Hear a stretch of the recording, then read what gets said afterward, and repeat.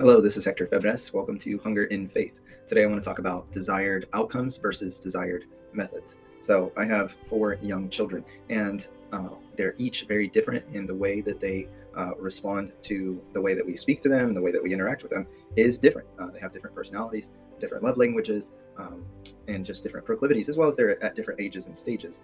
And so what we noticed most with our 4-year-old is the things that worked with our older kids were not working with him. Our olders are pretty on top of it. If we ask them to do something, we may have to ask a couple of times, and generally they'll get around to it. Maybe their attitude won't be perfect, but they'll do as they're told. The youngest, the 4-year-old, it's constant. It's constant, and trying to we've tried so many different methods of trying to kind of discipline and correct and kind of help him to refocus. And what we found is that, again, pulling out every trick that we'd ever used with our olders was not working. The problem with that being that that's our primary frame of reference. This is what we've done. This is what we've always done. This is how we've always done it, and it's always worked up until now. And so we can either continue to try it more aggressively, or realize, hey, he is wired differently, and so the way that we will have to approach him is going to have to be different. And so this brings us to desired methods versus desired outcomes. Desired method would be, hey, this is what works for me. This suits my personality as a parent. This is the way that I would like it told to me if I was a child. And so this is my habit. This should work. Versus desired outcome, meaning, hey, this is the behavior that I hope to see from this. And those two things are not always congruent. Those two things, the desired method may not always lead to the desired outcome. And so what you have to do is you have to get to a point where, which one are you going to cleave to? Are you going to continue to cleave to the desired method that you want to implement, or are you going to cleave to the desired outcome? And that brings us to our time in the Word.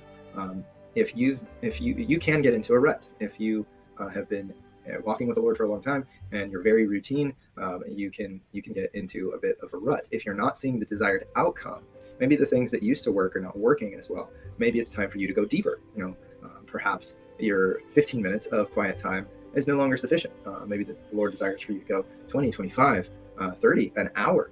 These things are not uncommon in the context of a relationship. If you think of your relationship with the Lord similar to the way that you would think of the progression of friendship to dating, to courting, to engagement, to marriage, to long-term marriage, or lifelong marriage, there's going to be a difference in the way that you treat one person at a specific level versus the way that you treat another. There's going to be a difference in the amount of time invested with someone that's just a casual friend, or we could even start it as a complete stranger, to acquaintance, to friend, and so on and so forth. And so the level of time, the level of effort, the level of intentionality, the level of relationship has to change, and it has to grow and to increase. And so my encouragement to you, as well as to myself, because if I'm being honest, these video recordings are just as much for me as they are for anyone else, is to cleave to the desired outcome. What is that thing that you want to see? I want to see more fruit in my life. I want to see more growth in my life. I want to see more peace in my life. I want to see more love in my life. I want to see more compassion in my life.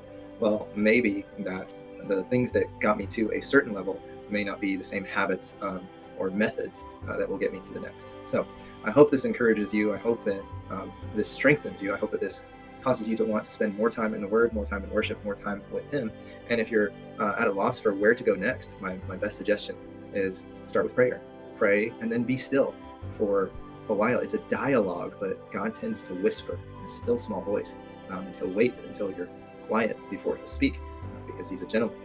And so pray and ask a question, and then be still and wait for a response, and have a journal ready, because He's good. He is good, and He will respond. So I love you. Please like, comment, and subscribe. Share this channel with others if you find it to be helpful. I am just starting out. I'm sure this is not the perfect medium or content, but I will hope to improve as time progresses. God bless you.